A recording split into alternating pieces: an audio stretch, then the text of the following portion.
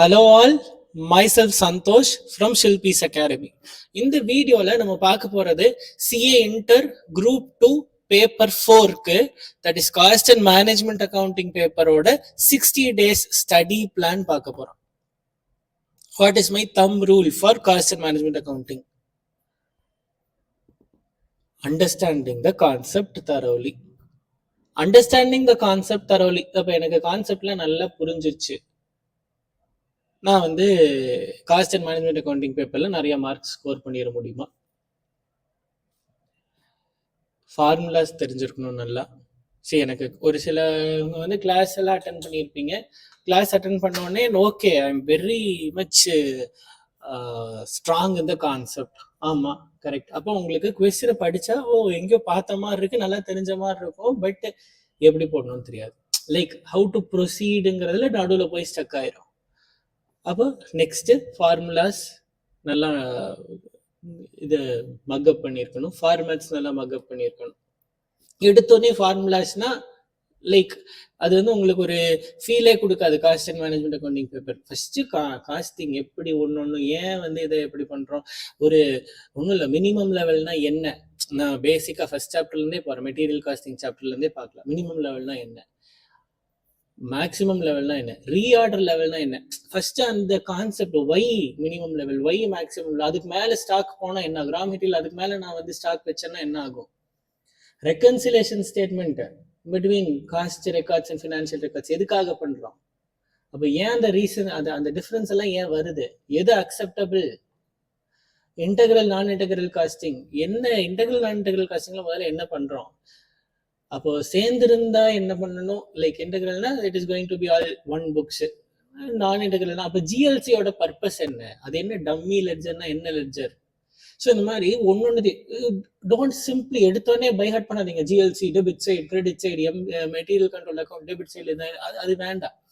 அது பண்ணிட்டு இருந்தீங்கன்னா அப்போ வந்து எத்தனை அதுக்கு ஜேர்னல் என்ட்ரியா மனப்பாடம் பண்ணீங்கன்னா ஆல்மோஸ்ட் 50-55 ஜேர்னல் என்ட்ரிஸ். இப்போ லெட்ஜரா ஞாபகம் வச்சுக்கிட்டீங்கன்னா அப்புறம் அதுக்கு ஓகே இங்கே டெபிட் கொடுத்தா அதுக்கு ஆப்போசிட் ஓகே ஃபைன், அதெல்லாம் பண்ணி தான் ஆகணும். பட் ஒய்ன்றத ஃபர்ஸ்ட் ஸ்ட்ராங்காக அண்டர்ஸ்டாண்ட் பண்ணிக்கோங்க. அதுக்கப்புறமா you come in to making up the formats or formulas. ஏன் வந்து செகண்டா ஃபார்மேட்ஸ் அண்ட் ஃபார்முலாஸ், ஏன் ஃபர்ஸ்ட் எடுத்தோடனே நான் ஃபார்முலாஸ் எல்லாம் மனப்பாடம் நான் சம் போடுறேன், அதுக்கப்புறமா that would not create an interest for you. ஒன்று, அதுக்கப்புறம் பர்பஸே தெரியாம நம்ம அது மனப்பாடம் பண்ணோம்னா like almost 54 journal entries 54 journal என்ட்ரிஸையும் மனப்பாடம் பண்ற மாதிரி இருக்கும். பட் பர்பஸ் தெரிஞ்சுன்னா நீங்க வெறும் 10 ஜேர்னல் என்ட்ரி படிச்சீங்க ஒன்றும் இல்லை. இப்போ மெட்டீரியல் கண்ட்ரோல் அக்கௌண்ட் நீங்கள் லெட்ஜரா படிக்கிறீங்கன்னு வச்சுக்கோங்களேன், மெட்டீரியல் கண்ட்ரோல் அக்கௌண்ட் மட்டும் புரிஞ்சுக்கிட்ட போதும். ஸோ இட்ஸ் ஆல் எக்ஸ்பென்ஸ் அக்கௌண்ட்னு சொல்லிட்டு லேபர் கண்ட்ரோல் அக்கௌண்ட்டாக இருக்கட்டும், ஓவர்ஹெட்ஸ் கண்ட்ரோல் அக்கௌண்ட்டாக இருக்கட்டும், எனி ஆர் செல்லிங் ஓவர்ஹெட்ஸ், அந்த மாதிரி இப்போ எல்லாமே it's all going to be one and the same. அப்போ எல்லாமே ஒரே மாதிரி தான் இருக்கு. It's all expense account. அப்போ இன்னொன்று அசெட் அக்கௌண்ட்டா இல்லை வந்து டம்மி அக்கௌண்ட்டா, அதை மட்டும் பார்த்துட்டு போயிட்டே இருக்கலாம். இப்போ material control account, finish goods, WIP இது எல்லாமே asset account, labour, overheads இது எல்லாமே expense account. It is all same nature.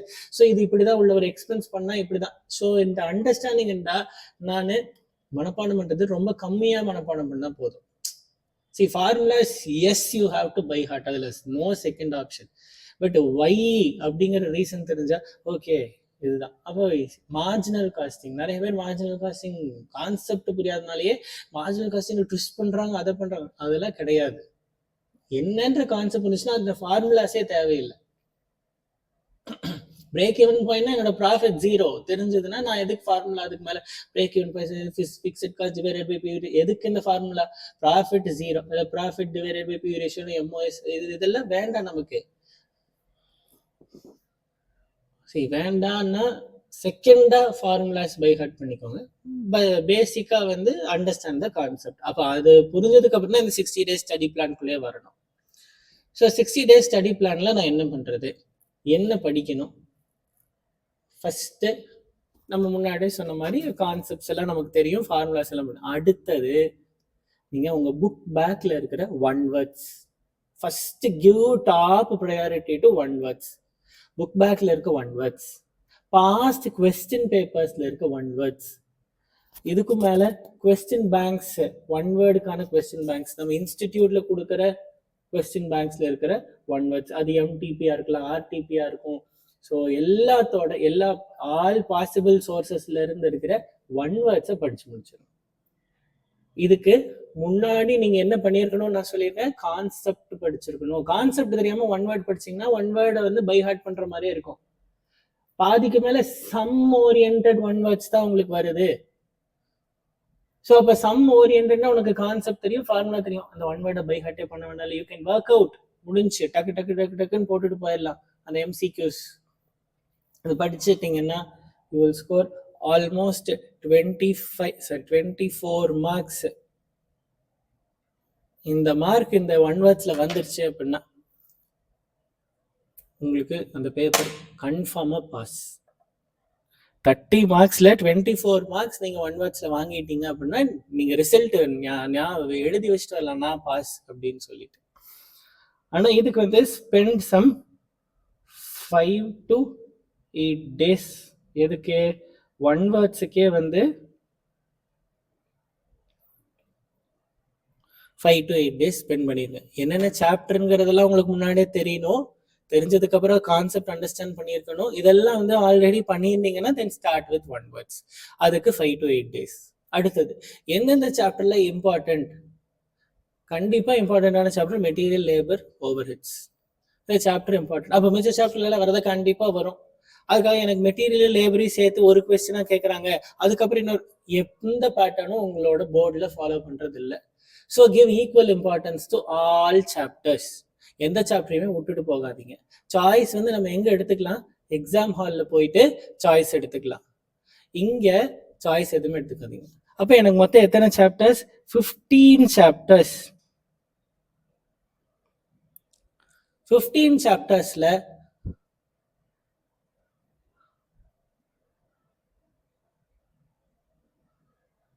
13 சாப்டர்ஸ்க்கு 1 day each chapter போட்டுக்கோங்க. அப்போ ஆல்ரெடி நமக்கு 8 days ஆயிடுச்சு, பிளஸ் 13 days ஆயிடுச்சு, பிளஸ் நம்ம என்ன பேலன்ஸ் ரிமைனிங் 2 சாப்டர்ஸ் என்னது?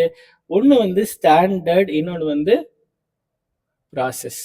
எனக்கு இப்போ இது ஆப்ரேட்டிங் காஸ்டிங்கும் கஷ்டமாக தாங்க இருக்கு, மார்ஜினலும் கஷ்டமாக தான் இருக்கு, மெட்டீரியல் காஸ்டிங்ல ஸ்டார்டிங் ஃபியூ சம்ஸ் ஈஸியா இருக்கு, பின்னாடி போனா கஷ்டமா இருக்கு, லேபர்ல அதே தான் ஸ்டார்டிங் ஃபார்முலா அப்ளை பண்ணி எக்ஸ் வச்சு சால்வ் பண்ண சொல்றாங்க, அது கஷ்டமா இருக்கு, ஓவர் ஹெட்ஸ்ல ஸ்டார்டிங்ல அந்த டேபிள் வச்சு பிரிச்சு பிரிச்சு போடும் போது அதெல்லாம் ஈஸியா இருக்கு, அந்த டேபிள் மாதிரி என்னமோ படிச்சேன் அதை அப்போஷன் பண்ணணும்னாங்க என்னமோ அது எனக்கு ஈஸியா இருக்கு, அதுக்கப்புறம் மெஷினார் ரேட்டுன்னு கேட்கறாங்க, அதெல்லாம் கஷ்டமா இருக்கு. கஷ்டமா இருக்கும் தான், பட் கான்செப்ட் புரிஞ்சுட்டீங்கன்னா that would also become easy. அதனால அதெல்லாம் take 1 day for studying. Already நீங்க படிச்சிட்டு ஆல்ரெடி கிளாஸ் அட்டெண்ட் பண்ணியிருப்பீங்க, ஆல்ரெடி ஒன் டெஸ்ட் எழுதியிருப்பீங்க. So 1 day more than 1 sincere day, full day எடுத்து படிங்க. You can complete 13 chapters.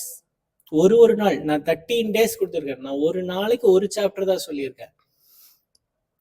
ஒரு நாளைக்கு ஒரு சாப்டர்னா 5 hours spend sincere 5 hours. Full day சொல்ல 24 hours படிக்கலாம் நான் சொல்ல. ஏன்னா you have other 3 subjects in this group. அதுக்கு உங்களுக்கு டைம் வேணும். 5 hours காஸ்டிங் படிங்க. அதுக்கப்புறம் 2 chapters standard costing, process costing கொஞ்சம் பெருசா இருக்கும். அந்த ப்ராசஸ் காஸ்டிங்ல அந்த பெரிய சமெல்லாம் போடுறதுக்கே டைம், அதனால அதுக்கு மட்டும் 2 days each subject, sorry each chapter. So you will take 4 days. இப்போ மொத்தம் எத்தனை நாள் ஆயிருக்கு? 25 days ஆயிருக்கும். கரெக்டா?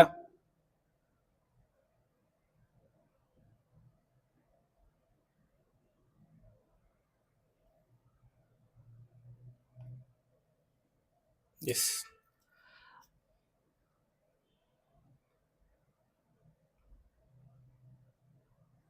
எக்ஸ்ட்ராவா நம்ம 5 days வச்சுக்கலாம். ஏன்னா கண்டிப்பா நடுவில் ஒன்று மிஸ் ஆகும். அண்ட் 5 hours டைம்ல நீங்க கவர் பண்ண போறது எனக்கு 5 15 hours நான் படிச்சுட்டே இருக்கேன். அதாவது 3 subjects in a group அப்படின்னா 15 hours நான் படிச்சுட்டே இருக்கேன் அப்படின்னா நீங்க ஒரு நாளும் ஒரு 3 hours 4 hours அந்த மாதிரி ஒரு 1 hour குறைப்பீங்க. ஸோ அதனால நான் மொத்தமா எக்ஸ்ட்ராவா 5 days நான் உங்களுக்கு கொடுத்துட்றேன். So you will take 30 days to complete a full revision of a clear clarity revision of cost and management accounting. இப்போ நம்ம பிளான் எதுல ஆரம்பிச்சோம்? 60 daysல. இப்போ நம்ம எது வரைக்கும் வந்திருக்கோம்? 30 days. அப்போ பேலன்ஸ் 30 டேஸ் என்ன பண்றது? முதல்ல இந்த 30 டேஸ்ல ஒரு வேலை செய்யுங்க. என்ன வேலை செய்யணும் அப்படின்னா, இப்போ மெட்டீரியல் காஸ்டிங்ல ஃபர்ஸ்ட் செம் நான் போடுறேன். ஃபர்ஸ்ட் செம்ல வந்து மினிமம் லெவல் மேக்ஸிமம் லெவல் கேட்டிருக்காங்க. செகண்ட் செம்ல மினிமம் லெவல் மேக்ஸிமம் லெவல் தான் கேட்டிருக்காங்க. பட் கிவன் டேட்டால ஒரு சின்ன சேஞ்ச் இருக்கு. ஸோ அப்ப ஃபர்ஸ்ட் செம்முக்கும் செகண்ட் செம்முக்கும் அந்த கிவன் டேட்டால ஒரு சேஞ்ச் இருக்குன்னு சொல்றோம்ல, அந்த சேஞ்சை மட்டும் இப்பவே நோட் பண்ணிட்டு போயிருங்க. கிவன் டேட்டால ஒரு சேஞ்ச் இருக்குன்னு சொன்னா அந்த சின்ன சேஞ்ச், அப்போ நீங்க அடுத்த டைம் திரும்ப எடுத்து பார்க்கும் போது அந்த சேஞ்ச் என்னவோ அதை மட்டும் பார்த்த போது இப்போ செகண்ட் செம் ஃபுல்லா படிக்க வேண்டாம். அதுல இருந்து தேர்ட் செம்ல ROL மட்டும் எக்ஸ்ட்ராவா கேட்டிருக்காங்க. அப்ப ROL தான் எக்ஸ்ட்ரா இதுல. அப்ப ஃபர்ஸ்ட் செம்க்கும் செகண்ட் செம்க்கும் தேர்ட் செம்க்கும் ROL மட்டும் எக்ஸ்ட்ரா படிச்சா போது. இப்போ ஒரு செம்மும் திரும்ப பார்க்கும்போது டக்கு டக்கு டக்கு டக்குன்னு அடுத்தடுத்து பார்த்துட்டு போயிட்டே இருக்கலாம். ஏன்னா because you will have only one small concept in addition from before some. அது என்னங்கிறத நோட் பண்ணி வச்சுக்கோங்க இந்த 30 டேஸ்லயே. இப்ப அடுத்தது என்ன பண்ண போறோம்னா, next 30 days take past question paper. எனக்கு வந்து காஸ்ட் அண்ட் மேனேஜ்மெண்ட் அக்கௌண்டிங்னு பேப்பர் மாத்தி இப்பதான் ஒரு 4 அட்டம்ப்டா தான் வருது. அதுக்கு முன்னாடியெல்லாம் இது வேற என்ன பேர்ல இருந்தாலும் காஸ்டிங் பேப்பர்ல இதே தான் சிலபஸ். எனக்கு தெரிஞ்சு 2011-12 இருந்து இதே தான் சிலபஸா இருக்கு. ஸ்மால் அடிஷன் தான் பண்ணிருக்கேன், டிலீஷன்லாம் எதுவும் பண்ணல. ஸோ உங்களுக்கு 15 வருஷமா இந்த கொஸ்டின் பேப்பர் தான் இருக்கு, இதே சிலபஸ் தான் இருக்கு.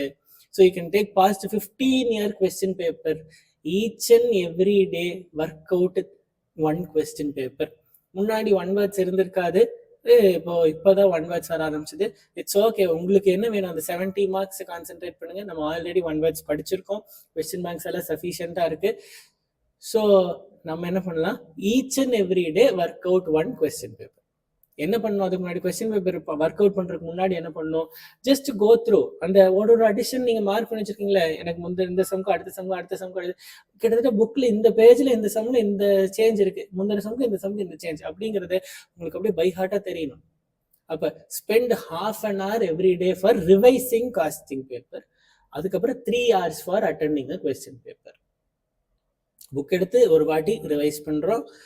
ஒரு நாள் ஃபார்மேட்ஸ் படிங்க, அடுத்த நாள் புக்ல வந்து என்ன அடிஷன்ஸ், அடுத்த சம்ல என்ன சேஞ்ச், இதை மாத்தி. ஏன்னா ஆல்ரெடி ஃபார்மேட்ஸ்ல படிச்சுட்டேன், எனக்கு தரவா இருக்கு எனக்கு இது. அப்ப ரிவைஸே பண்ணாதீங்க, டைரக்டா கொஸ்டின் பேப்பர் எடுத்துங்க. கொஸ்டின் பேப்பர்ல ஸ்டக் ஆகும்ல, உங்களுக்கு தெரியலனா ஸ்டக் ஆகும், தெரிஞ்சிருச்சுன்னா வெல் அண்ட் குட், நான் ஃபுல் கிளாரிட்டியோட இருக்கேன். 30 டேஸும் each and every day question paper எடுத்துங்க, கன்ஃபார்ம் சக்சஸ். என்னோட இந்த ஸ்டடி பிளான்ல நீங்க ஃபர்ஸ்ட் 30 டேஸ் ரிவைஸ் பண்றதை விட செகண்ட் 30 டேஸ் எந்த அளவுக்கு சின்சியரா எவ்ரி டே கொஸ்டின் பேப்பர் எழுதுறீங்களோ அந்த அளவுக்கு உங்களோட result is guaranteed. 30 days 30 question papers எழுதி அதை ப்ராப்பரா ஆன்சர் கீ வச்சு கரெக்ட் பண்ணிட்டு, சரி எதுவுமே பண்ணாம நான் நேரா கொஸ்டின் பேப்பர் எழுதுறேன்னா வராது ஒன்றும். முன்னாடி ரிவைஸ் பண்ணிடணும். ஆனா ரிவைஸ் பண்ணதோட பலன் எப்ப கிடைக்கும், நீங்க கொஸ்டின் பேப்பர்ஸ் எழுதுறது. அது ப்ராப்பரா ஒரு ஆன்சர் கீ வச்சு நீங்களே கரெக்ட் பண்ணுங்க. இந்த இடத்துல இந்த தப்பு பண்ணியிருக்கேன். 30th டே எந்த தப்புமே உங்களுக்கு நடக்காது.